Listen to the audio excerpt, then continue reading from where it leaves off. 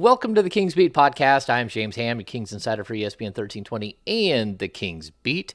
Joining me today, Brenden Nunes from the Kings Pulse podcast. Brenden, how are you? I am doing good, James. No Mr. Cunningham today. Hopefully all safe travels on his way to Philadelphia, but just us two. Yeah, he's living that good life. He's headed to the NFC Championship game.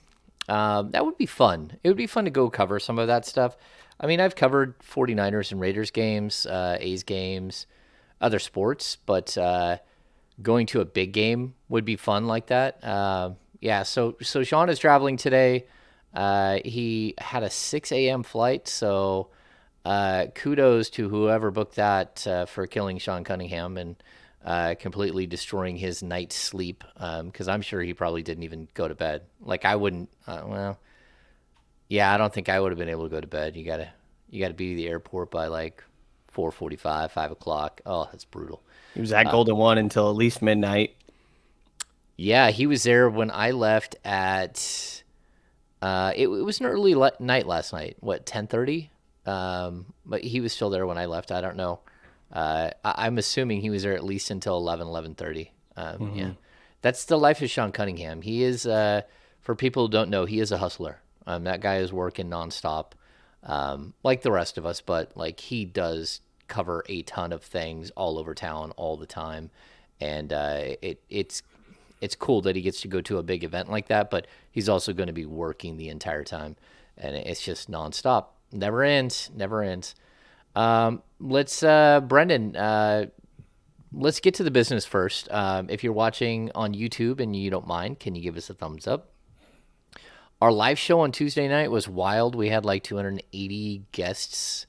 What Wow. was our peak, I think, 280 plus. And the ratings and reviews, the likes, all that stuff, it does help the algorithm. It helps put the podcast out to more people, to build more subscribers and all that stuff. So if you're not a subscriber and you're just new to the show and you don't mind, subscribe to the Kings Beat YouTube channel. Also, we have Off the Record with the Kings Beat Virtual Happy Hour Part 11. We're calling this The Columnist. Aileen Voisin, long time. She's no longer with Sacramento Bee, but she covered the Sacramento Kings for roughly 20 years, but the NBA for much, much longer. She is one of the absolute legends of the game.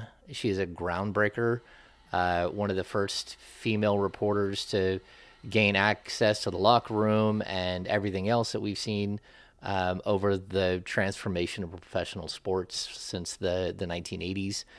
She covered the 1992 Dream Team. She is one of, I think, 6 that were like on the road covering the Dream Team. She's got some crazy stories. Of course, her love-hate relationship with DeMarcus Cousins. All these things, I'm sure, will come up on the podcast, on the happy hour. So if you want to join us for the happy hour, it's next Thursday, February 2nd from 5:30 to 7:30, and you have to be a premium subscriber to the Kings Beat. It's only $7 for a premium subscription. It's super affordable, $75 for a year. So jump on board with the Kings Beat, and you get access to all the happy hours and to all of the content that we have at the Kings Beat. You also get 20% off the merchandise shop when you become a premium subscriber. There's codes for that are hidden inside of the emails for premium subscribers that you can use to get 20% off all your merchandise purchases. Brenden, that was a lot. How are you this morning? I'm doing good. Nothing too special. I think a lot of people seem to be down. Hopefully they've recovered by this morning, but a lot of people seem to be down about last night's game. And while it was a tough watching experience, I think some perspectives important to keep. The Kings have won 7 of 9, are still sitting at 3rd in the Western Conference. But I'm sure I'd imagine we're going to start talking about last night's game. And I do think there are notable takeaways. Like, this isn't the first time we've seen them lose in this fashion. Yeah, I mean, in this fashion, yes. Well, okay, so specifically, I mean, more so like offensive rebounds and turnovers. yeah, okay, so we've seen that, but I think this is the first time I thought that the Kings, maybe the Philadelphia game, the first Philadelphia game, I thought they got manhandled. This game, I thought, like, first of all, why is Toronto not good? I don't Yeah. understand that. That doesn't make any sense to me. Like when you look at their roster, like the Kings, like a guy like Fred Van Vliet, you could find a way to fit him into the Sacramento Kings roster. A guy like Gary Trent, a guy like OG Anunoby, uh, Pascal Siakam, like Precious Achua. Just keep going down the list. Like how many players do they have? Chris Boucher, like all of these players that they have on their roster that you're like, man, wouldn't he be nice to have on the Sacramento? Scotty Barnes, like all of these players would fit on the Sacramento Kings roster, and you're watching them. They're long, they're athletic, they're physical. They enforced their will on the Sacramento Kings. They dictated the pace of the game. They held the highest scoring offense in the NBA to 95 points. And they're like 5 games under 500 or 4 games under 500. Like, Brendan, was there something that you saw that you're like, how is this team not good? Yeah, I don't know. I mean, I admittedly keep a lot closer eye on the Western Conference than the East. But I think that Toronto just has so much length and size, versatility. Like their switch everything seemed to really bother the Kings. And I think that's something that we heard a couple of the players talk about on Sacramento's roster, that this is pretty unique. Like I think that Malik compared them to Boston, but that's also the team that's the best team in the league. Like I Mm-hmm. think Boston is also, I guess maybe if there's two of them, it's not necessarily unique, but they are the outliers. There's not many teams that can roll out lineups for extended stretches where their shortest player is OG Anunoby, who's like 6'6" or 6'7". 6'7". Yeah. Yeah, I think that Kevin Herter mentioned there was a time they had like three centers on the floor. It was And crazy. I was watching for most of the game. They had like huge like you said, OG was the shortest dude, but we're talking like 6'7" and then 6'9", 6'9", 6'10", 6'11". Like that's what their lineup was. I mean, it was crazy to watch. one of the biggest guys out there is the one bringing the ball up the floor and kind of initiating their offense. So I think that just kind of switching everything, the Kings in a way just got too caught up in trying to take advantage of mismatches at times, I thought, and trying to force things. The turnovers were obviously an issue, and I think that's one of the more broad takeaways of this game. 19 turnovers, a career high 9 for Domantas Sabonis, right Yeah, after that was he had wild. tied his previous career high with 8 in the game prior against Memphis. I think it was 4 the game against Philly. The game prior to that against, I can't think right now, but he had 6 in the game prior to that. Like Domas has had a decent amount of turnovers as of late. And I thought it was interesting to hear Coach talk about that a little bit. I think that teams are playing him differently. And obviously, Toronto is a team specifically that defensively is going to really bother you, take away your first action. And I think we've seen Domas be bothered, but I don't really have concerns that he's not going to adjust. And if it takes scoring more because people are expecting him to be pass first, I'm sure he'll do that. We've seen him do that throughout the course of this season. But I think that this size and versatility switch everything defense really did bother the Kings. But this is the lowest scoring outing they've had all year. I think the second lowest was a 99-point game. This team averages 120, and they did hold. I don't know if hold is the right term, but Toronto put up 113. Like, if you have your typical offensive outing, defensively, the Kings were kind of okay for their own standards in this game. So I think it's all relative, but obviously it was disappointing when you're turning over the ball the way that you did, and they gave themselves a chance in that fourth quarter. It looked like that maybe they were going to bring it back, and then just offensive rebounds seemed to be the killer to me, and that's an effort issue. It's as simple as making sure that you are putting a body on someone and completely engaged and not allowing those. So every once in a while, these type of games are going to happen. But obviously it wasn't a fun experience or thing to witness. Yeah, it was not fun to watch. I think we've seen it over the last, like you said, the last 4 games. Domantas Sabonis is averaging 6.8 turnovers per game. Oof. That can't be something that continues to happen. But I'll also tell you that those games, first of all, Memphis, number one in the league in defensive rating. Philadelphia, number seven in the league in defensive rating. Oklahoma City, number nine in the league in defensive rating. And of course, the Raptors are number 16 in the league in defensive rating. But again, I like you're not going to be able to explain to me what's happened to that Raptors team. Like I was around that team quite a bit a few years ago when they made it to the NBA Finals, won the NBA Finals. Like Nick Nurse is an incredible coach. Like I don't know how that's happening and why they aren't gelling and why they aren't figuring things out. It might be that they don't have what you would consider like true knockdown 3-point shooters all over the place. They're very limited in that way because they are so like 6'9", 6'10", 6'11", like big man heavy as far as a roster. But yeah, like I worry that there are teams around the league that are kind of watching tape of this and figuring out that if you just send two or three people at Domantas Sabonis, that you're going to cause problems. And for the first time, I think maybe not all season, like there might have been one or two other times, but Domas got so frustrated, like he was ready to punch a chair. He wasn't. He kept calling for the ball. He kept like calling for fouls. Fox picked up his 10th technical as well on like one of the more blatant, ridiculous travels that I've seen. Siakam took like three or four steps on a fast break, and Fox got pissed about the non-call. But like, do you think the teams are? This is what we're going to see for the next couple of weeks. Teams trying to, throw this look at Sabonis. I think so. I think just pressuring him, like, he's not somebody that's going to take jumpers from where he's doing these dribble handoffs. Like maybe here and there, you'll see one or two of them a game at most. But I think just it's important to still pressure those distributors.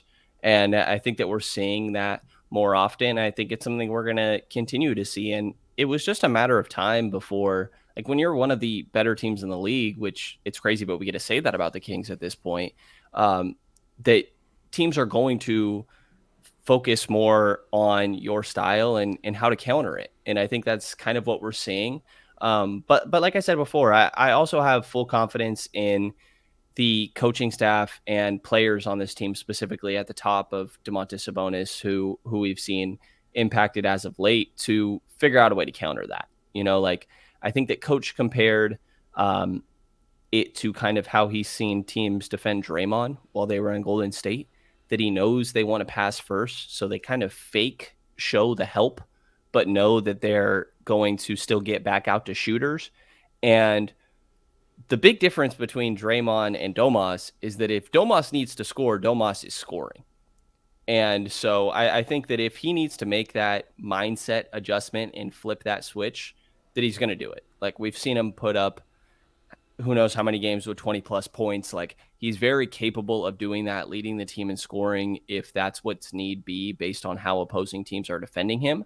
And I think that maybe is what we're going to need to see a little bit more so as we move forward here, because teams are trying to limit his playmaking. And if, like I said, if that takes him scoring more, I fully expect we see that. I think that Coach Brown and the rest of the coaching staff will take a fine comb over this game and figure out the details of how to not let this happen moving forward. But absolutely, there's a theme over these last couple of games of like teams are starting to figure out the weaknesses of the Sacramento Kings team and trying to exploit it. Yeah, and I think we should also note that in saying that, haven't the Kings won eight out of their last 10? Yeah. So while teams are like figuring out ways to exploit something, the Kings are still winning. They're still successful. Now, part of that's because they're playing a bunch of teams that are under 500, which, of course, Toronto is under 500. So it's a little, it wasn't a great loss, to be honest. It wasn't a great loss. But I also think we need to, like you mentioned, that Domas isn't taking that jump shot. Over his last 12 games, he's only taken like 14 threes, and he's only hit two. Last night was the first time he'd hit a 3-point shot in 6 games. And I know it's not something that we worry about as like a huge part of his game, but it's also something that he could help. Like that would help space out the floor. It would help at least open lanes for Fox when he's trying to do stuff. So yeah, it was a little clunky, and like Thursday overreactions. I don't think that the Kings have been completely figured out, and this thing is going to go sideways. That's just not the way it looks. The Kings have made adjustments all season long, and they continue to trudge through the season, like putting up 120 almost every game. 130. I don't know how many times a season they put up 130, but it's a lot. It's like 12 or 13 times a season. And I could probably look that up. But Brendan, is this something that you think that the Kings should be really concerned about? Just they're about to embark on a 7-game road trip, and here they are losing a game that you really wish that they wouldn't have on their way out the door. No, I don't think so. Like, how different is this conversation if they were able to pull off that comeback at the end, which they didn't get super close, but I think getting within 12 or so points, like when you're crazily enough still the best offense in the league, because Denver I think scored 99 last night, and that's the team they're kind of neck and neck with. They did kind of get a little bit close, but I don't think so. I mean, we've heard Coach Brown talk so much about like you're going to hit adversity throughout the course of the year. It's about how you respond. So I think that we're kind of seeing the adversity. And again, like you said, they've won 8 of the last 10, 7 of the last 9, whatever it is. But it's about how do you respond to this. So if it carryovers and we see it continue, then sure, I'll start to be concerned. But as of right now, um, even coach said, like, sure, it's frustrating that we lost, but it's a growing opportunity. And I need to see how we bounce back. And I guess that's where I'm at as well. Like, it was a frustrating experience for sure. It's not the way that you want to end your homestand. We've talked so much about needing to protect home court. The Kings have one of the better records, if not still the best record on the road in the Western Conference. But their home record's not the same as some of those teams in the top as well. So there's importance to that.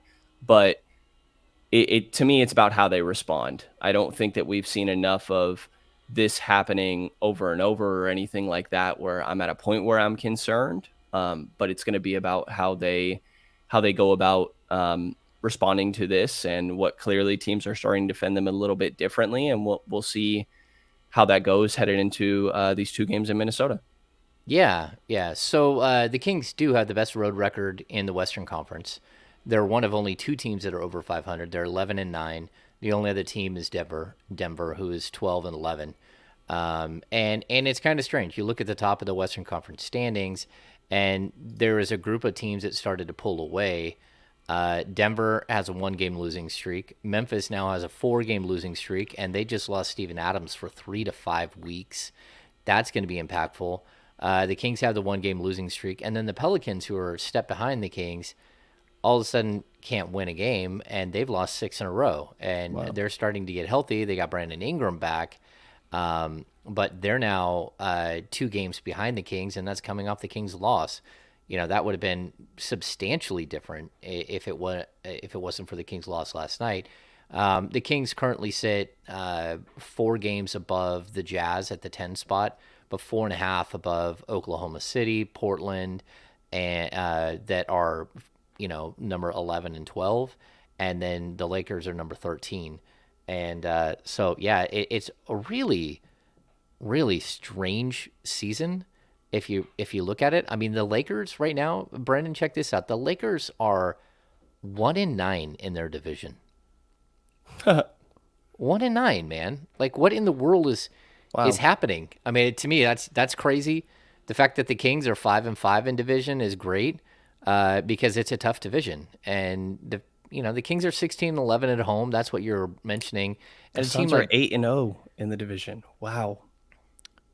oh yeah, the Suns are 8-0. So everyone wants to write off the Suns. But yeah, they're 8-0 in division. Like they're gonna be, it's gonna be a mad rush here. Especially the Kings could falter like on this 7-game road trip. It's not a difficult 7-game road trip. No.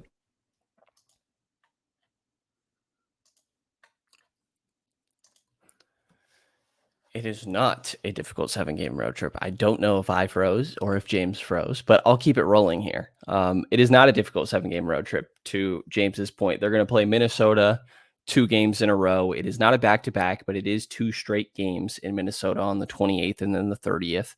And then when we get into February, there's only 3 home games for the Sacramento Kings in the entire month of February, and 2 of those are a back-to-back.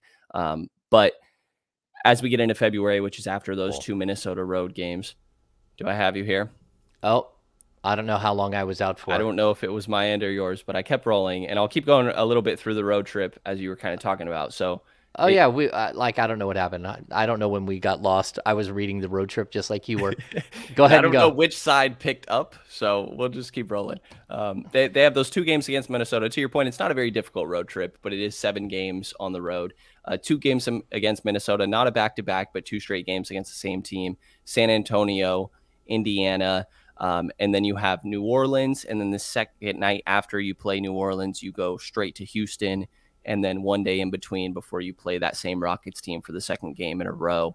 Yeah. But not an overwhelming road trip, but an opportunity to kind of solidify yourself even more so as a team that can threaten home court advantage in the Western Conference playoffs as we get further and further into this season. But what are you kind of hoping to see throughout the course of these 7 games? It's funny you say, like where are you going to be, like the where if you want to host a playoff series. It's something that Harrison Barnes said the other day. He's like, yeah, if we want to host a playoff series, and I looked at him, I'm like, did you just say like host a playoff series? And he just smiled, like, I did say that. Yeah, yeah, host a playoff series. Isn't What a that? world. Isn't it kind of strange? What a world. Yeah, exactly. So, like, yeah, like there are 7 winnable games on the road trip. Like, I don't Yep. know, like how many they will win. Like, if I were to predict, I think like if you didn't go 4-3, the Kings should be disappointed. But you could do better than that. Like we've seen this team go on the road on occasion, and like they've been tough this year, and they seem to take things one game at a time. I'm not even worried about the back to back. The back to back is New Orleans and Houston. First of all, that's an easy flight. It's not far at all, and so you're not gonna have like this weird like lag, and then Houston's just not good. Like, can you get beat by Houston? Sure, you can, but you can also get beat by I don't know the Wizards and Charlotte. Charlotte. Yeah, Charlotte. Still the worst team in the league, or second worst behind Mm-hmm. Houston. Yeah, I don't know, Brendan. If you were to put a number on it, what would you expect out of the 7 game road trip? Yeah, it's interesting. I hadn't thought about it until you mentioned it right now. I mean, I think 4-3 sounds realistic, but like I've kind of bought in a lot more recently. I was hesitant about this whole 3 seed when they first uh, kind of got to that point, but I'm starting to believe a little bit more. And there's some ups and downs. Like while Trey Lyles' emergence is great, Malik Monk has really been struggling. But I think both Harrison Barnes and Keegan Murray have been playing great. The entire starting lineup to me is phenomenal.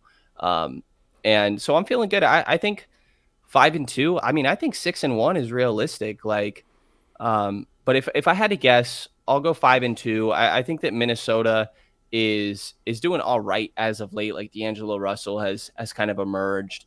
Um, and New Orleans getting, I know they've lost, what was it, 5 or 6 in a row. But Brandon Ingram's did just get back, which I think is obviously a huge part of their team. So, and you never know with these other teams like San Antonio, Indiana.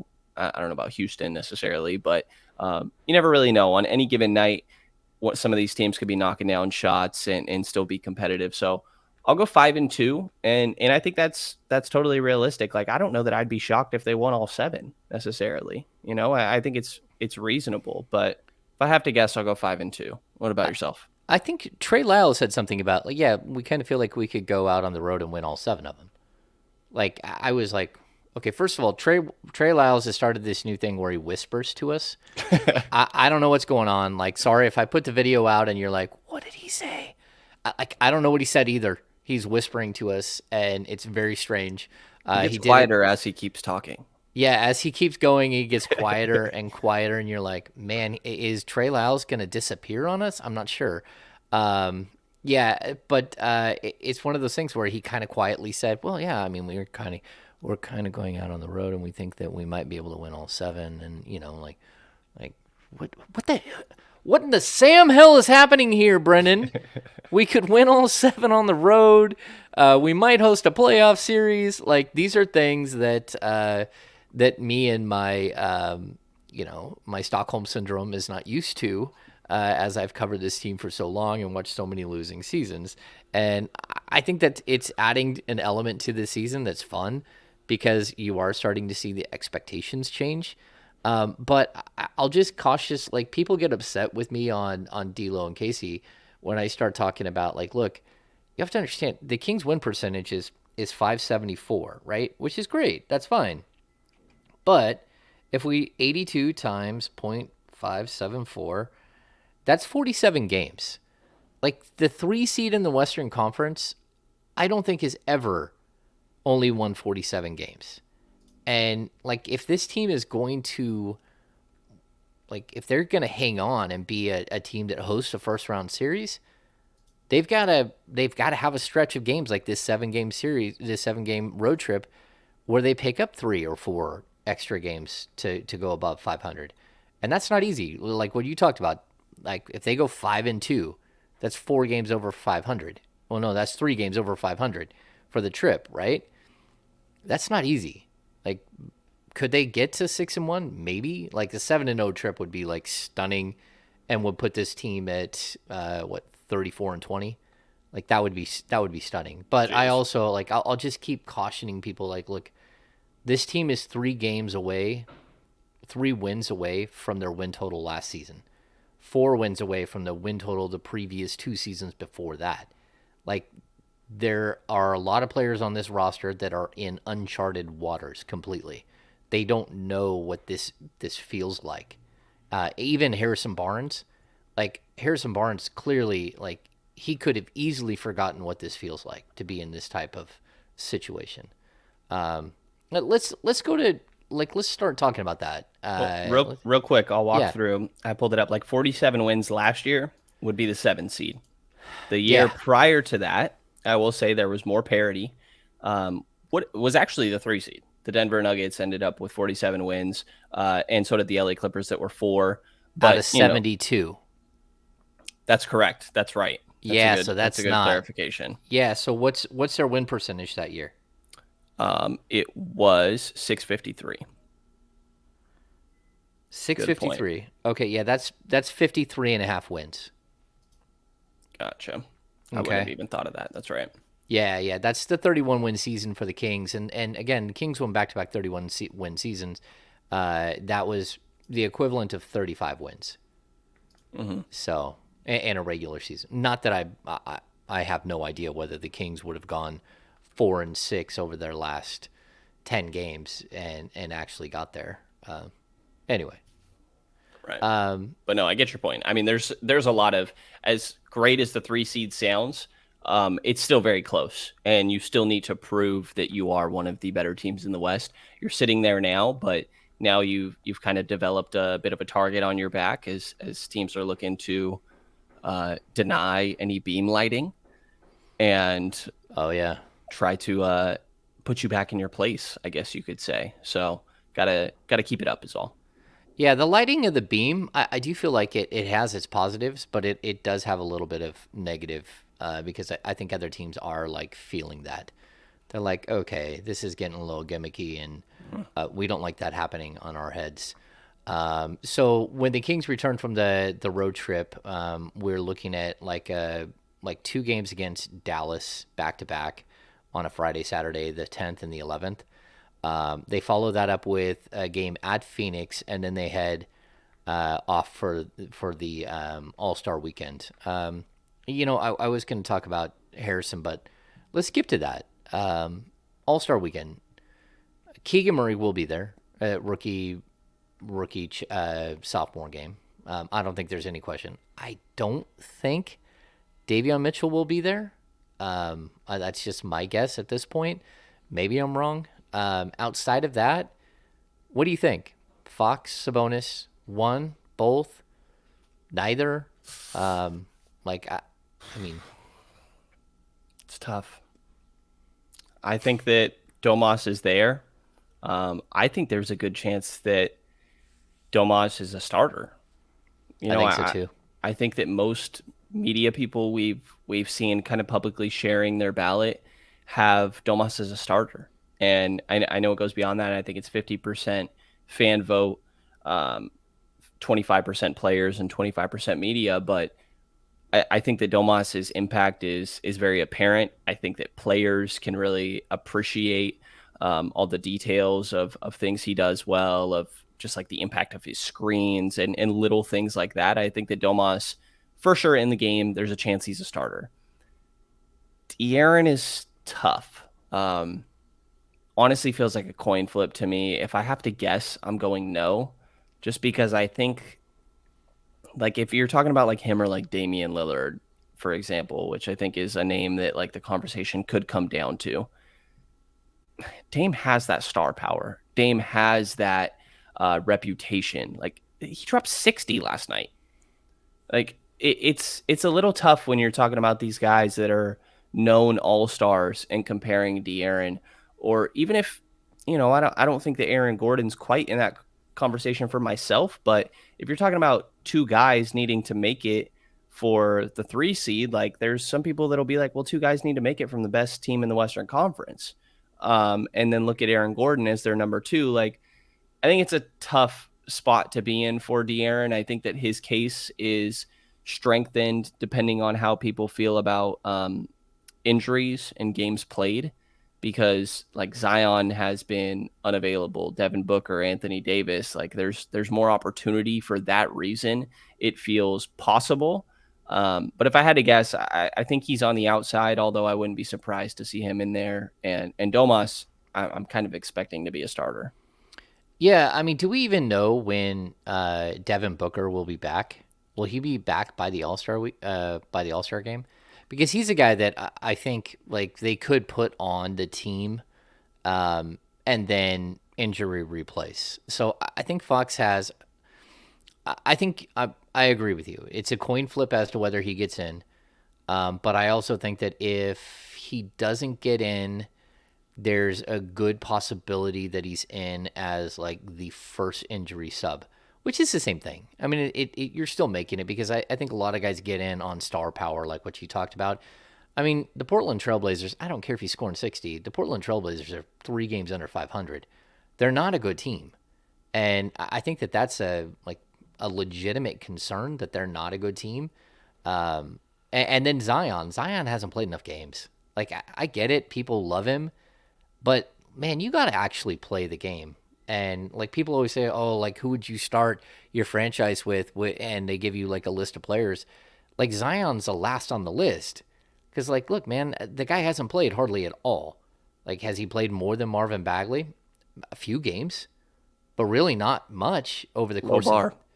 their career. Like if you look at how many games played for the same amount of time, like the guy just can't stay healthy.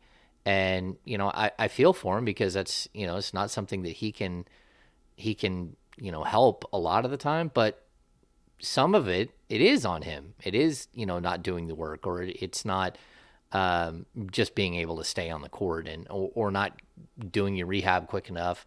Yeah, he's going to be reevaluated in another 2 weeks. That should put him out through the All-Star weekend. And it would be kind of, for me, again, we're talking about a guy who hasn't played that many minutes on the season.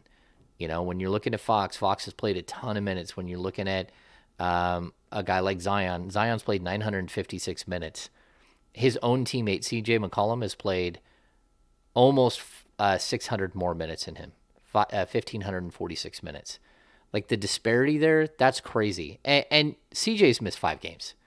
So like we're talking about a guy who just can't stay on the court versus a guy like Fox who has had some injury problems over the course. And like I don't know why we're comparing these guys because realistically, it's going to go. What do you have your 3 front court and 2 back court. as starters, and then it goes to 2 front court and 2 back court as bench, and then 2 at large, right? I Is think that what? it's the same as the starting, right? The three Oh, 3 and front 2. court, 3-and-2, 3-and-2, and then 2 wild cards. Okay, so Fox has basically, if he's not a starter, which he won't be a starter, he Mhm. basically has 4 opportunities to get in. Right. That's what it's going to come down to, and yeah, I don't know. It just seems strange to me. Again, Sabonis has played 600 more minutes than Zion Williamson. De'Aaron Fox has played 500 more minutes. Like that is a ton of minutes more. I mean, I don't even I don't know. Like an All Star should be healthy enough because it's a mid season All Star game. You have to show that you're like ready to play and can play and suit up as many games as possible. Like even Anthony Davis. Anthony Davis for me, I mean, what he's done on the court this year when he is healthy is remarkable. I mean, he's been absolutely phenomenal. But he's missed a ton of time again. He's back in the lineup. He will, in my opinion, play enough minutes by the time you get to All Star, if he stays on the court, that you should consider him. I mean, I don't even think consider. He's a lock because of how good he's been. But is that fair? We're talking about teams that may get 2 All Stars. LeBron James is going to be in the All Star game. Yeah. Anthony Davis and the Lakers are the 13 seed. That Well, it's because everybody else on their roster maybe should be on an NBA roster. fair I think enough. the issue is that it's just all subjective, right? Like what is the minute threshold for how Yeah, for being eligible for an all-star, and like some people will say it's higher or lower than others, and that will split the votes. Like there's no definition or anything. So I think that's what makes this conversation so complicated. yeah, and like Paul George probably deserves an All Star bid. His team is good. He has missed time as well, but you just keep going up and down the list. You're like, Luke is going to make it. He'll be a starter. Steph Curry's going to make it no matter what. Laurie Markkinen is probably going to make it because it's in Utah and he's having a breakout like spectacular season. I'm to me, I'm not huge on the Aaron Gordon bandwagon for All Star. I mean, like I've watched him play enough that like there's certain players in the league that come in and have this unlimited potential, and then they just kind of sit at a level where you're like, okay, you never really reach your potential. I'm not gonna readjust like whether you're an all star or not based on one season where you start to actually not even play to your potential, but your team is much better. And is he valuable? Yes, he's very valuable. Is he a good player? Yeah, he's a very, very good player. I just have a hard time with like, is he an all star? I don't know. All star's like a different category. Yeah, So I think it speaks more to Jokic kind of enabling his teammates. Like to me, Aaron Gordon being so good in a way just strengthens Jokic's MVP argument rather than catapults Gordon himself into All Star conversation. but does you use that same logic when you talk about Sabonis and Fox?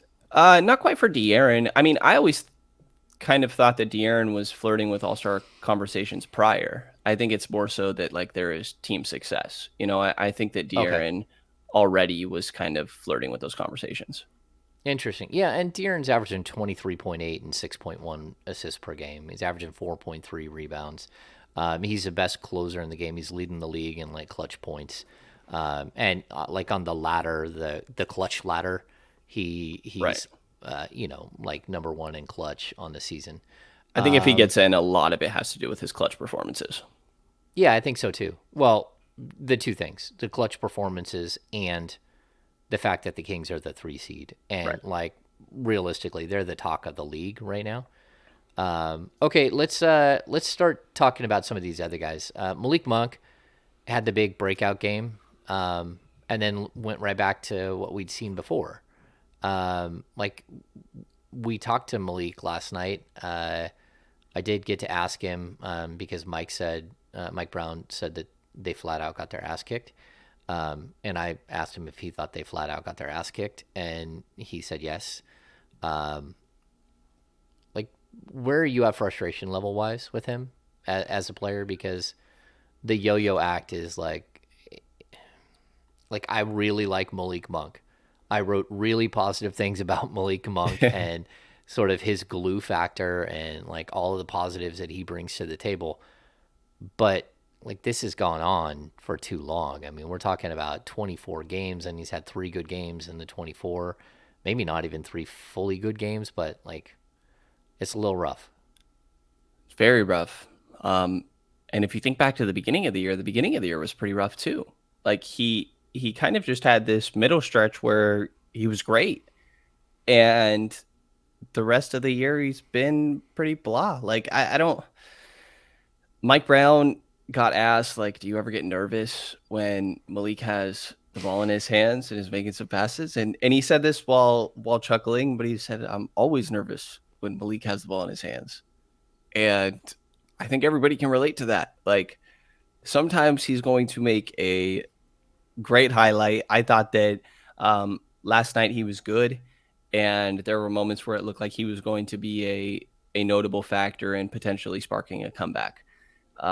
And I think that off the court, like his personality is important. That's something we've talked about a lot on this podcast. I think him being a connector, like you mentioned, a lot of that has to do with his personality. Mm-hmm. And it's just he has not been getting it done recently. And I think one of the quieter storylines that we've talked about between ourselves, but not on here all too much, has been just this weirdness that's been going on with the conversation around Malik. We've heard Coach Brown say at one point, I guess I'll walk through from my perspective as somebody that's a little bit newer to this and trying to read between the lines, but not necessarily overreact too much and pick your brain when I feel like I'm picking up on things. But there was a time where Coach Brown highlighted the importance of Malik Monk staying in the gym when he's going through these struggles. I was like, okay, that's kind of interesting, but could just be something that he wants from every player that's struggling. And you heard De'Aaron at practice the day following that, when he got asked about Malik's struggles, he started by saying with, it's important he stays in the gym. And that was pretty much the line, and then went into the typical, but players have their ups and downs. And at that point, I'm like, okay, this is a little bit of a trend. And then the day after, I think it was a post-game or pre-game, Mike once again really was very clear that it is really important that when players are not getting that shots aren't falling and are struggling, that they are getting extra work. And to be clear, this isn't like hinting at like Malik's not doing what they want from him or having a bad attitude or anything like that during their scheduled practices and shoot arounds and everything. They're talking about extra time on top of that, coming in the gym and getting work in. And after the third time in a couple of days, I'm like, okay, clearly this is something that they wish was happening more often than it is. And then when we finally got Malik yesterday for media availability, I asked him a little bit about his struggles and kind of how he's been dealing with that. And he very clearly kind of went against those statements. In my mind, he's heard that and said something along the lines of, I just need to, players have their ups and downs, but I just need to stay in the gym like I always do, get more shots up like I always do, and some other thing along the lines of like continue to work like I always do. And it's been a very weird like week or week and a half of Malik Monk conversations for me. Yeah, like I was waiting for Harrison Barnes to pop in and yell, "And Brenden, I'm not washed." Like, it's one of those things where you do start to pick up on these things. Like, hey, like, are they like pointing fingers? Mike Brown has been doing that a little bit. He's been talking through the media, and I know, there are some people that are not happy with me for saying something like Malik Monk was unplayable for almost 2 months. Like they're like, how could you say that? And I'm like, how can I say that? Like we had this stretch of games before he had the good game where he had a near triple double, which he knew very well. Just so everyone knows, he knew very well that Yeah. he almost had a triple double. Like Domas even talked to us like, yeah, like Malik was not happy with me for stealing his 10th rebound. But Malik had this game where he busted out for 33 points and almost single-handedly beat the Denver Nuggets, right? And then we get down to the game where he had 13 points, 9 rebounds, and 8 assists, and almost had a triple double in the win over Memphis. In the 11 games between those two, Malik averaged 8.7 points, 3.8 assists. He shot 32% from the field and 22.4% from three, and was down to 18.4 minutes. Like, we're talking, he's shooting 2.9, he's making 2.9 field goal attempts on nine. He's making 2.9 field goals on 9.1 attempts per game. Like, this isn't, like, he didn't look like the same player. And like, I don't know what the problem is. It could be an injury, it could be exhaustion, it could be a lot of things, but it doesn't matter at the end of the day. Like, if you're averaging 8.7 points on 32% from the field and 22.4% from three over an 11 game stretch, that's not good enough. Like, if Terrence Davis did that, Terrence Davis wouldn't be in the rotation. If Chimezie Metu did that, Chimezie wouldn't be in the rotation. The fact that Malik had sort of built some capital for himself by having a really, really good November, I guess you're going to live with it. And you know what like sort of his energy brings to the team. But really, that's tough. Those stats are not, they're not good. And if you go all the way back to December 7th when this whole thing started, the trend started, we're looking at 24 games again. It's not been pleasant. It's been ugly. I mean, flat out. And so I hope that he finds himself, because the Kings are a better team when he's right. But we're talking 24 games, a guy shooting 36% from the field and 25.8% from three. That's not what you expect from him. At least that's not what I think the Kings started to expect in December. So maybe in November, I think some reevaluation on who and what you thought Malik Monk was is probably in order. Yeah, and coach has said that, like, there'll reach a point where I need to make a decision, but Yeah. he's obviously not quite there yet. You get closer with passing days if this continues, but at the same time, there's a reason you were able to get Malik Monk for 2 years, 19 million. Like, I do think he's a little bit of an up and down player. Yeah, that's true. These are extremes. I think we're going through an extreme low right now, but he's 3 days away apparently from being 25.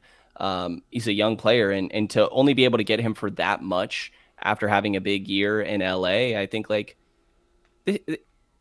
again, this is an extreme, but like, Malik Monk is just a little bit of an up and down player. I just thought the conversations were really weird to me. Yeah. Super weird to me. It's fun. I like, realistically, like, he's going to keep playing. Yeah. Mike Brown's not going to make a move that I can see. His other option is to either give Davion Mitchell more minutes, which hasn't really worked out all that well, or to give Terrence Davis more minutes, which, again, either you catch lightning in a bottle with Terrence Davis, or the bottle completely slips out of your hand and breaks on the floor. There is no middle ground. There is no, the bottle hits the ground and bounces back up to you. There's none of that. It either shatters on the ground, or you catch lightning in a bottle. And so I'm not sure what you do there, and I don't think the Kings are going to aggressively search out a different player like that in at the trade deadline or anything else. So. All right, so we also had this discussion. I'm going to write on this in the coming days. We had this interesting discussion with Mike Brown about the offense and how well the offense is working, how well the offense isn't working. Some of the things that they thought might happen with the offense that haven't happened, but other things that have happened organically. I personally, I had a really good time asking questions of Mike Brown with that, because it feels like we were waiting for the offense to add all these wrinkles, right? Like, in an offense like this, there's usually, a counter to the counter to the counter to the counter. And so you're waiting for players to initially get like the basics of the offense in. And then once you get the basics in, you have like three options off of one curl, or you have three options off of one cut to the basket where you can go. And I don't think we've seen as much as that as we've seen. They just keep getting better and better and better at the basics and at running what it is that they're trying to do. And I don't know, what were your takeaways from that conversation, Brendan? Because like to me, it was intriguing how Mike even brought up like some of the organic things that have grown in this offense that they didn't, the coaches didn't even see. They didn't even have them in their playbook, but all of a sudden, there they are. They're showing up, and you're taking advantage of the sort of the specific skill set of each player, and then something different is being created because those skill sets are different from one player to the next and from one team to the next, and they're just seeing some interesting stuff grow from that offense. It's all very reactionary. I don't think there's like a black and white, you need to do this on every single possession, but more so the players at their own discretion have options on how they want to go about things. And to your point, when I think it was Mike, you asked about this about the other day, and he was the one that pointed out like the players were the one that added this new sort of high-low wrinkle that when Harrison sets that pin down and somebody comes off, every once in a while there's a screen there or there's a switch, and Harrison is able to kind of keep his defender on his back, and they're able to hit Domas and do a bit of a high-low. And we've seen Harrison Barnes get easy down low, post up, I guess you could say, opportunities there. And that was a wrinkle that was totally added that the players had pointed out. And I think kind of to your point that you're talking about here, like it's Herder said at the beginning of the year, they want to get to a point where they could be unguardable. And I think, or unscoutable is the term. And that is so much to do with, like I said, like there's not, you're supposed to do this every single time, but just sort of feel out how you are being defended. And if one person cuts to this side of the floor from the other, then you get your Jay Triano Canada cut, or you get different read and react sort of scenarios that happen here. And I think we've seen that continue to develop. Obviously, it's been successful. They're first in offensive rating. They're putting up the most points per game in the entire league. Like I looking the other day and realizing they're averaging 120 is insane. To average 120 in my mind, when you put up 120, it's like, oh, what a great offensive game for the Kings. Like, oh, that's another night, average day in the office. So I think they've been absolutely phenomenal. I think we will continue to see more wrinkles, especially as teams continue to figure them out. What we're 40 some games into this year of this offense. It took the Kings about 10 to figure it out themselves. It's going to take opposing teams even longer to figure out how to counter. And eventually we'll see that. Maybe we've started to as of late. And then it's going to be about how they continue to react from there. But the offense has been absolutely phenomenal, which is just as much a credit to this coaching staff, but also to just having extremely high IQ players. I think that's one of the biggest things that changed throughout the course of this offseason, which also credit is owed to the front office for the guys that they brought in. But Kevin Herter is a really smart basketball player. He has great skills as a shooter, a passer when need be, his mid-range game as well, but he's smart. Harrison Barnes, obviously an extremely smart player. I think that Keegan Murray fits into that, and you've seen him grow so much more comfortable. While Malik Monk can be a little bit erratic, I think that he's a smart basketball player. Like there's so many just extremely intelligent players that allow this read and react offense to work the way that it has. Yeah, I totally agree. I don't remember what game it was, but early in the season, you remember there was the point where Jordy Fernandez called like the same play 15 consecutive plays in a row, and then they went to stop the play, and that's when they discovered that right over the top was Harrison Barnes sitting there by himself under the basket, and they ended up burying a team like three times in a row with layups or dunks between, I think it was Chimezi and Harrison, and I don't remember what game that was, but it's like it's fun to watch because what I've seen is that Domas and De'Aaron both are getting better at hitting their shooters in each individual shooter's specific like shooter pocket. Like everyone's different. How they come off a screen is different. Everyone's different. How they wait for a ball on the perimeter to shoot. I think Domas and De'Aaron are figuring out exactly where each of their players are and how they like the ball delivered, so they're ready to fire. And that's how we had the game the other night where they had 22 threes, including 10 straight to open the game. Yeah, I think it's an interesting thing to watch because this team will continue to get better as they learn each other, and it kind of brings us to one of our final topics, which you just wrote about Keegan Murray for the Kings Herald, and Brendan, like what we're watching from him is really amazing. Sorry if anyone hears construction out the window. My neighbors are having a deck put in, which is taking way longer than I would have thought. And my lights keep flickering every time they turn on a skill saw.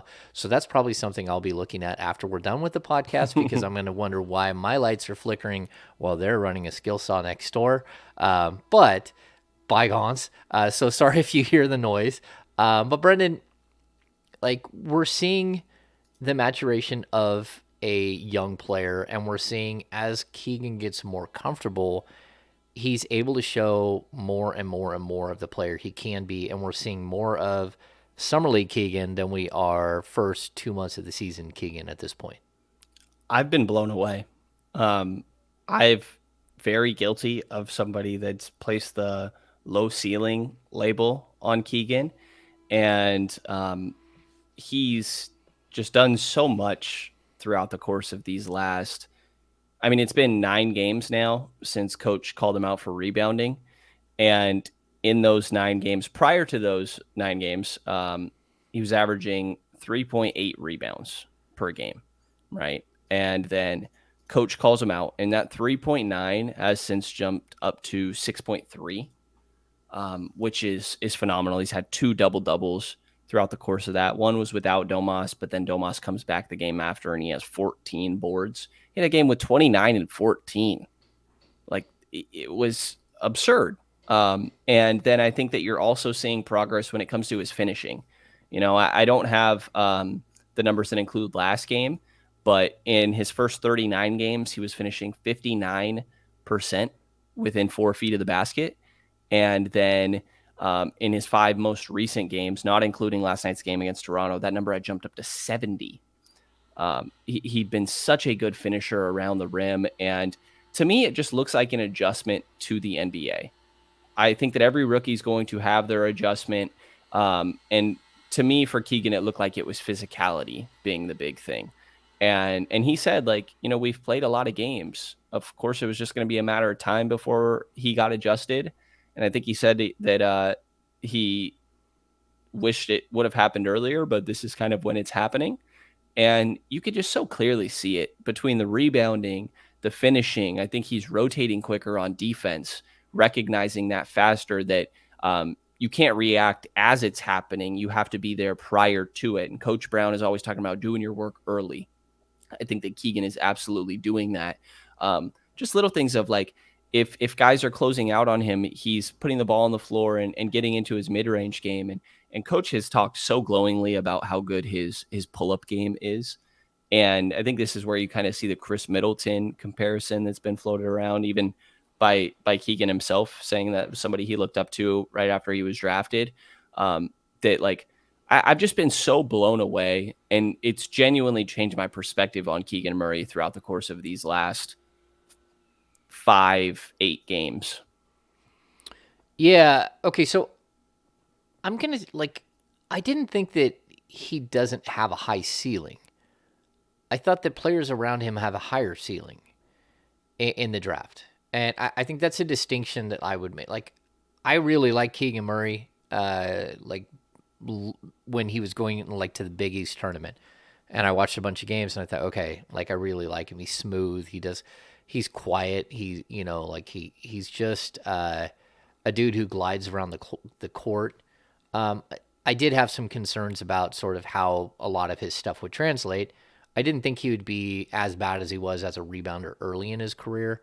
And I'm glad that he's starting to figure it out, that it really is like effort, energy, physicality to go get rebounds. He had a rebound last night where he jumped through everybody and went up high for a rebound. And I was like, holy cow. Like that was a spectacular rebound, especially against a team like Toronto that's long and athletic and crazy physical. The dunks that he had the game where he got the rebound like in the middle of the key and then leaped through everybody for like a two-handed hammer. And I was like, okay, look, he's figuring it out. Like that is what we were hoping we would see, where it really does come down to like physicality. It comes down to, like skill level is one thing. He has the skill level, and again, I'll equate it to like soccer. Like I've been watching my son coach the high school team, and one of my sons playing on the high school team. And we have these kids that really don't know soccer that well, but as their skills start to develop, they start getting more confidence in like, but then they get smashed one time by somebody who knows how to play soccer, who's playing on another team and runs them over and is a full grown man. And they kind of lose their confidence a little bit again. And then you have to keep building them back up and building them up. And then by the end of the season, we're starting to see like these aha moments from these young kids, which is really fun to watch because they still don't have the skill set that you would hope that they would have because they're just, new to the game or whatever. But you're watching them grow in incremental steps as their confidence and they start learning the physicality of the game. And for me, like, I don't even know that I had that much like question mark about Keegan's, like, would he adjust? Yeah, he's going to adjust. Every player does. It's not like, I think Davion Mitchell came out one of the first games of his career. Maybe it was the first game of his career last year. And his performance against Donovan Mitchell was just like off the charts. You're like, holy cow, did you just see what happened? He was draped all over him. Well, people have made adjustments to how they deal with Davion Mitchell, and he needs to make more adjustments to continue to improve as a player.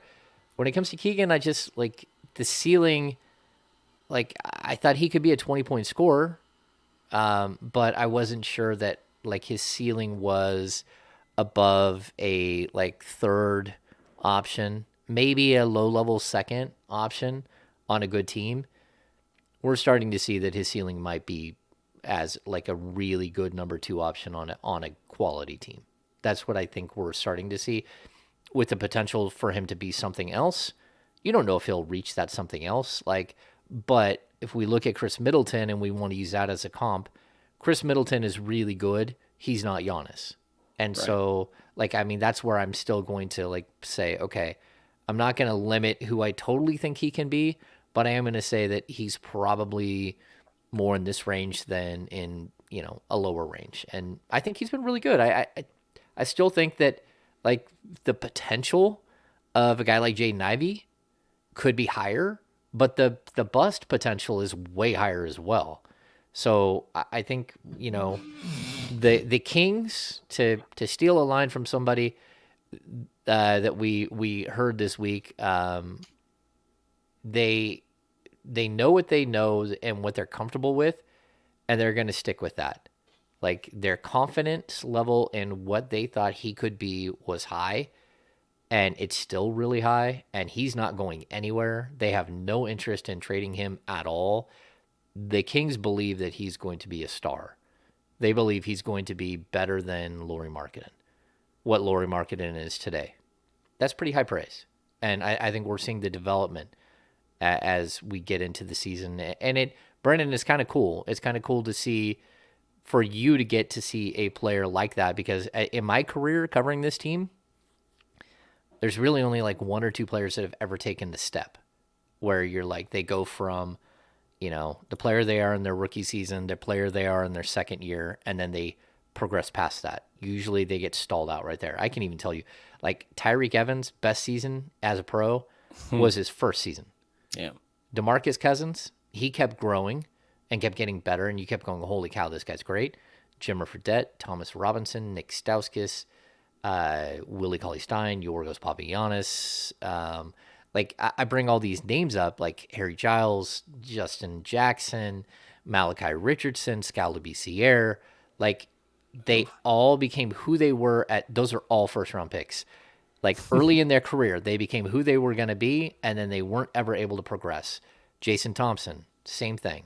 So the one other guy outside of DeMarcus that we've seen who goes from an okay rookie year to a really good sophomore season to taking a huge leap and keep growing and getting better is De'Aaron Mm-hmm. as a prospect, as a draft pick in Sacramento. And so to maybe get to see one in your second season that could go from like a really good rookie to a excellent sophomore to, oh my gosh, they found another 20-point scorer. That's going to be fun to watch. And, does it have something to do with he's a number 4 pick or that he's a mature player? Maybe a little bit, but that doesn't matter. Like Thomas Robinson was a 4th pick. Jimmer was a 10th pick. Ben McLemore and Nick Stauskas, I think, were both number 8. Like the Kings have had enough swings and misses in the top end of the draft. Even a guy like Davion, a guy like Marvin Bagley, where they just never figure out that way to become like a solid, really good, like high end rotational player at the NBA level. That's gonna stick. So, yeah. And if Keegan is just, and maybe that's wrong to say just, but like a great third option, that's fine. Now, I will say like my perspective on the pick would have been way different if I believed that the core that was already in place was as good as it's proven to be. I that's a didn't expect this at all. that's a Um, good point. like if I would have known that this team was a top 6 seed in the West, the Keegan pick would have made a lot more sense to me. I will say like a lot of my criticism of the pick at the time had to do with like, well, like I predicted them to be 10th at the beginning of the year when I sat and like tried to make my Western Conference predictions. And it was like I had to talk myself out of not being 11th, to be honest. So like a lot of it had to do with like you're not in a spot where you can take the safe player because Keegan's going to be a good NBA player, but like how often do you get an opportunity of a star and you still need another guy that's going to take this team to another level? Turns out De'Aaron and Domas can take this team to another level. And I just didn't fully believe that or expect that. So I will say, like, I just think that my perspective on the Keegan pick has changed so much because of how good the other pieces have been around them and how much better they have been than I expected them to be. Yeah, and I'll go back to last offseason, not this last offseason, but the one before that. Like I think like in your first year, you kind of got your hand smacked for reaching like you thought that like the team was going to be better, that the core was good enough. And we found out very quickly last season's core just wasn't good enough. It Right. wasn't good enough. And then a lot of the players they return with are that core, except for Domas is swapped out. Then we have like these nice moves and Malik Monk and Kevin Herter, but they're not over the top moves. So like you're perfectly within your rights to say that I thought this was a 10 seed. I thought that they were probably between 11 and 6, 6 being if everything went right. Everything went right. And that could still be accurate that like that could be their ceiling by the end of the season. I don't know yet. Like we need to see what they do on this 7-game road trip and then the 25-game sprint after the All-Star break when teams either are going for it or god awful when teams like the Clippers and the Warriors and name that mature team, the Suns, all start to tune up for the playoffs and they start going at you. That's when you're really going to find out who the Sacramento Kings are. It's not today. And it probably won't even be at this 7-game road trip. The 7-game road trip, what it will do is it will help you build a buffer for what's about to happen in the final 25 games. That's what it does. And even like a team like Dallas, which they're going to go into, I think that's a good tune-up. You're going to see Dallas, Phoenix to end the pre-All-Star break schedule. Those 3 games are going to show you more than what these 7 games will show you because those are legitimate teams that you're going to be competing with and are either going to be clawing to catch up to you or are going to be like teams that aren't ready to play and aren't ready to perform at that level. And it's possible that both of those teams could still be fading. We don't know. But I think you're going to learn a lot about this team in that little group of games leading into the All-Star break. February is going to be interesting. 3 home games in the entire 3 home month. games. I know And there's the and All-Star 2 are break back to during back. it. Yeah. I know there's the All-Star break during it, but that's still crazy. I mean, It is. I It's didn't totally count how wild. many we had in January, but it was a whole lot. And in December, like I feel like we've been home a lot. So it'll be interesting to see how February goes. Yeah, I'm road weary because I've been driving so much. Like, and I'll keep saying this. Like, people don't like whatever. You can take it any way you want. Like, this is my ninth head coach. No one, no one has as many practices, as many shoot arounds as Mike Brown.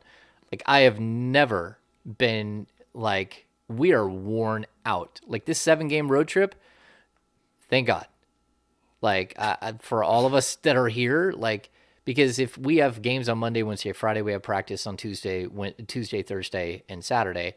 And on top of that, Mike Brown has a shoot around every single day.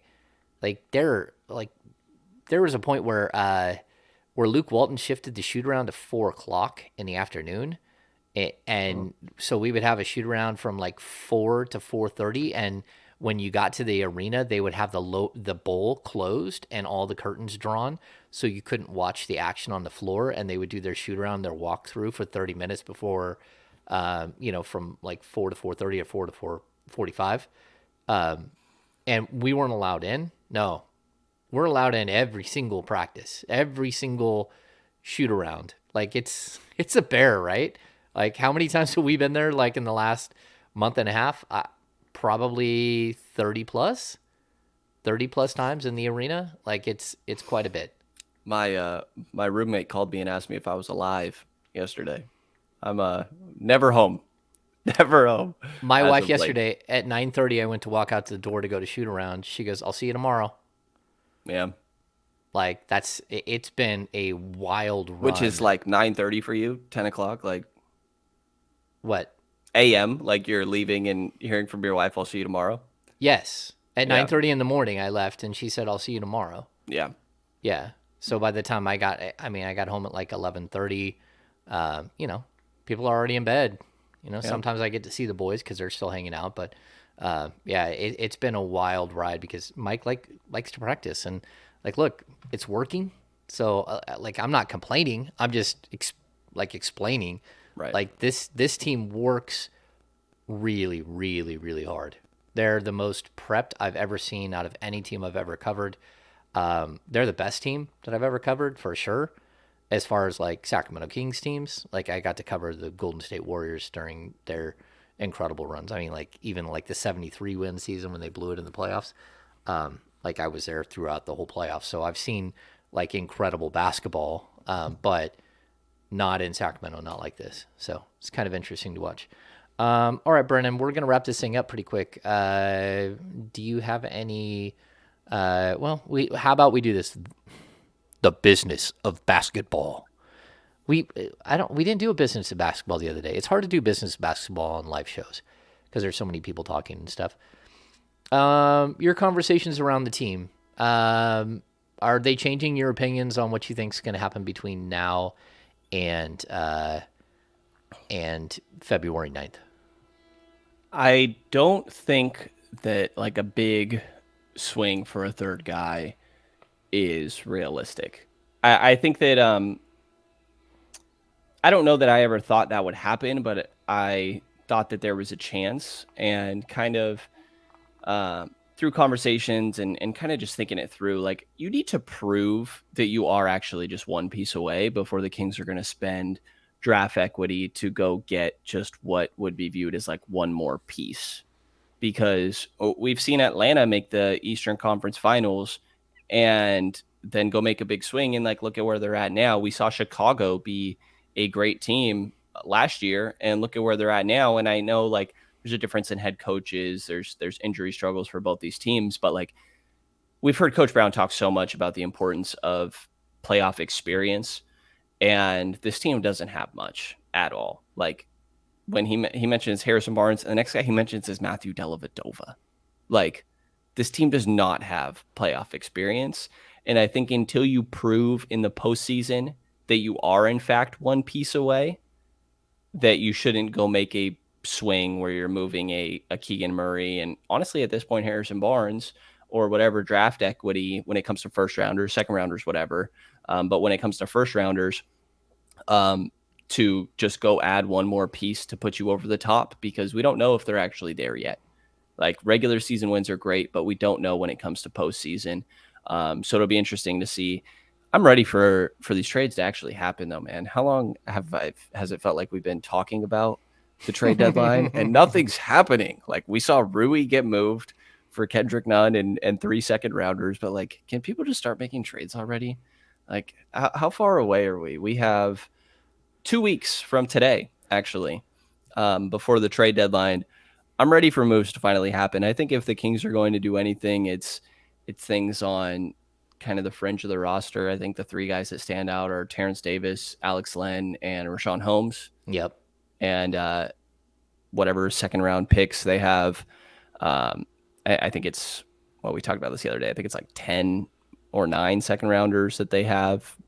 They have 4 from other teams and then all of their own, except they can't use the 26 and 27 because technically those are locked up through the Herter Atlanta deal. So I think if there's anything, it's fringe moves, but I certainly don't expect any sort of big swing for a third star. I think Harrison Barnes, Keegan Murray will still be on this team. Yeah, but I'm ready for things to happen already. Okay. League-wide. It's funny. Like we forget Herter was in the Eastern Conference Finals just a couple of years ago, right? But outside of that, that's right. I mean, did the Lakers make the Lakers didn't make the playoffs last year? So Malik Monk wasn't there. You have to go back. The last time Harrison Barnes made the playoffs, he was 23. The 7 years ago, it was the 2016 season. The last time Matthew Dellavedova made the playoffs, he was on the Milwaukee Bucks in 2018 and 2017. He was on the Bucks. He won a championship in 2016 against Harrison Barnes, and I think he lost the finals the year before against Harrison Barnes, right? Yeah, he lost the 2015 finals. But that's the last time these guys really had like actual playoff experience. Like I don't even know what to make of all that. Like that's why there's a process in the NBA. You make the playoffs and you get thumped, and then you grow from that, and you might get thumped the next year, but it might be closer. Then the year after that, you usually try to take a step forward. Like there is usually a process for this. You don't usually go from 16 years of not making the playoffs to the number 3 seed in the Western Conference. It's not typically how it goes. So that might be why we're a little gun shy. Okay, so let's finish with this. Like I had conversations. I actually ran into Monty yesterday on the court in pregame. Congrats to Monty and Wes. I ran into Wes as well on the court. Handshakes and good for you guys. I personally I've covered this as my 4th general manager. I'm excited for these guys because I think they've done the work to get themselves more time to build this thing out and to they deserve monster raises. They were not highly paid coming into this job. And again, this is Monte McNair's first time running his own team. I think what he's been able to do is absolutely impressive. But there's something else that Monty talked to me about that I think we had missed, and I want to bring up and kind of point out too. When the Kings decided, when Vivek Ranadive decided to extend these two, they also extended a lot of other people, or at least potentially extended. There's a huge group of people behind the scenes, analytics people, medical staff, training staff, media relations staff that are usually attached to the front office and whoever's running that front office. So when Monty and Wes got their extensions, that means that a lot of people just got some job stability that they did not have. They did, Monty even mentioned that they had one person move out with their family, with wife and kids from Utah, and they couldn't promise them anything other than June. We're gonna roll the dice here and hope that we're here long term, but come on aboard if you want. We're gonna extend a job offer, but we understand if you turn it down because we can't guarantee that we're gonna be here beyond June. And that person said, "I'm in." and took the job. They had someone else who moved from, I think it was Texas or Florida, who they had to say the same thing. Like, hey, we would love to have you, but we understand if there's a job out there that makes more sense to you because of long term stability. So, like, big thumbs up to all these guys that not only got their extension, but everyone got taken care of, sort of, in a roundabout way, and it's stability. That's what stability looks like. And so, like, super excited for a lot of people who don't have to worry about what's going to happen in the coming months. They now feel a lot safer in what they're doing. And when you're safe and you feel good, usually you do a better job. You're more focused on what's in front of you and not what's next. And so, to me, that's a good thing. Absolutely. Yeah. Very So, well deserved. yeah, Brandon, do you have any final thoughts? Um, just to, I guess we're still within the Pacific Division here, but off of the Kings, like I kind of feel like we could be witnessing the beginning of the end of the Golden State Warriors. Like this Bob Myers thing is very interesting. Um, Draymond Green is expiring. Andrew Wiggins is expiring. Steph Curry I thought Wiggins made. got his extension. Am I Did crazy? he? Maybe I read this wrong when I was looking at a Spotrac the other day. Yeah, I thought Wiggins. Well, maybe I'm wrong. I'll look it up while you go ahead. Keep talking. But that piece that Sam Amick, along with I think it was Anthony Slater and Marcus Thompson, put out, Steph Curry made it clear the importance of Bob Myers to him. Like it's just going to be very interesting to see how this goes. And you're right, Andrew Wiggins did get his contract extension. I had Yep. totally missed that. So for 4 more years. But it's just going to be interesting to see how this all kind of unfolds. And obviously, direct correlation to the Kings team. They play 4 times in a year. And yeah, just it's interesting. I never would have thought that that would be the team that we're looking at. Is like, oh well, is their GM going to come back? It's unexpected. Yeah, I think the key too, like if you're the Kings, the key is to be going like this while some of your competition is going like this. Yep. And like we're seeing that dip, and we're going to see that dip with the Lakers, although they always seem to reload. I think the Warriors, even the Clippers, are not young. You're seeing this is a perfect time for the Kings, and that's why I will always keep open the option of them swinging for the fences, because you see the window that's open. It's ajar. It's open about this much. If you can just throw that thing up and like jump through that window, then I think they have an opportunity here to again, Portland. Like how many more years did Dame Lillard get to be Dame Lillard? Right. And like you're way ahead of like where they're at with Shaden Sharp. Like if he's going to be the next guy, maybe Simons is one of the next guys. But you're seeing, there's a handful of teams that are building teams right now that should be good for the next 3 to 5 years, and you want to be one of those teams. You want to be in with New Orleans. You want to be in with Memphis. You want to be in with Denver while they're running through sort of their prime years, and not one of those teams that are looking around going, "Uh-oh, we're getting old." Yeah. Yeah. And not long ago, the Warriors were the Kings, the Kangs. Yeah, I think they made the playoffs once in 19 years. Yeah. My The dad was Kings. I grew up in the Bay Area. My dad was a Warriors fan growing up, and all I remember is him screaming at the TV. It was never enjoyable games. And you understand the Kings and Warriors have never, I don't think in the 37 going on 38 years the Kings have been in Sacramento, the Kings and Warriors have never been in the playoffs at the same time. Wow. How about that for a Wow. stat? This could be the first year ever, and you could end up playing the Warriors. That's why you need to keep winning. Just do what you can. Keep winning. Yeah. Win as many games as possible, and hope for the best, and uh, you know, and then you'll figure it out down the road. A couple of small note. KZ Okpala was sent to Stockton, which I think was a bit of a surprising move, just because they haven't done it with him before. Like we got so used to the Chima Moneki bouncing back and forth between Stockton and Sacramento. But he is with the Stockton Kings tonight. I expect KZ to get called right back up after the game on Thursday night and travel with the Kings on the 7-game trip. I think it's just an opportunity to get KZ out there to stretch his legs and let him play a little bit, because during this time of year there is not a lot of contact in practice, and for a guy like that who's not getting minutes, that's probably a pretty big issue. Was there something else? Oh, the Stockton Kings are good. So hat tip to Bobby Jackson. Last time I looked, 10 they're and 2. 10-2. Okay, 9-2. We ran into me and Brendan ran into Bobby late last night, walking through the tunnel, walking through the hallway. Good for Bobby Jackson. You know, like he has not been exiled and forgotten about in Stockton. He's doing a good job there.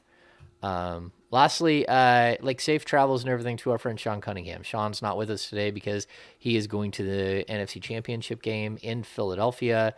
The San Francisco 49ers and Eagles will face off on Sunday. It should be a incredible game between, to me, like two very, very, very good teams. And, you know, I hope the Niners win because I'm a Niners fan. But that's going to be a tough game. That's a very, very good Philadelphia Eagles team. All right, Brendan, you got anything else? I do not. I've been Okay. exhausted recently. I'm ready for this road trip. I think we're ready for this road trip. And hey, Brendan's been doing a ton of work over at the King's Pulse podcast. He's been doing like post game shows and stuff. So give him some love. Go and watch some of his stuff after games. I'll walk up and him and like sometimes by himself, sometimes with Chris Watkins, sometimes Leo Bias is off to the side yelling and screaming at his Instagram followers. I'm not sure what's happening there, but you know, make sure you're giving Brendan some love over at the King's Pulse. Appreciate it. 10 minutes after this, I'm hopping on with a Charlotte Hornets cover to talk about Mason Plumlee, PJ Washington, Kelly Oubre. I think the other McDaniels is kind of interesting. So Yeah, I'm trying to get some we'll get perspective. Jalen and Jaden, right? Yeah, and I think that God, I mix these names up. I'm pretty sure Jaden is the one in Minnesota that has really emerged, but Jalen quietly has been having a pretty good year. Yeah. The one in Minnesota is Washington, and he is coming along. He was like incredibly talented. He fell to the second round, which was a shock in the 2019 draft. But he's really, really coming along as like a nice two-way player. As far as Jaden, you know, I haven't done a lot of research on him, but I would be leery on players who are developing on teams that aren't very good. Yeah. But their stats, the two McDaniel stats, are almost identical, except for the one in Charlotte is a much better 3-point shooter. So that's something. Yeah, there's going to be options out there for the Sacramento Kings if they want to, you know, sort of dig deep here. And so enjoy your podcast. I did get asked one thing about whether we can go back, well, whether I will start doing interview shows where we'll bring in other people. That might happen, but it would probably be flying solo, just because it's really hard to do interviews in this format with like three people. And Sean and Brendan and I have good rapport, and we kind of like the show that we're doing. So it would be something completely different. But it's something I'll keep in the back of my head, and maybe I can fire up as we get deeper into the season. Lastly, we mentioned at the beginning of the show, but if you're watching on YouTube, give us a thumbs up, subscribe to The King's Beat, thekingsbeat.com. Become a premium subscriber, and you will get the invitation to February 2nd from 5:30 to 7:30. We're doing Off the Record with The King's Beat virtual happy hour part 11. The Columnist with Aileen Voisin, who covered the Sacramento Kings for decades, and is an absolute groundbreaker. And she's got some wild stories, and I think she will be like unfiltered, and it should be a very, very intriguing and fun show to watch. So for Brenden Nunes from the King's Pulse podcast, I am James Ham, Kings Insider for ESPN 1320 and the King's Beat. Thanks for joining us here on the King's Beat podcast. We'll see you next week.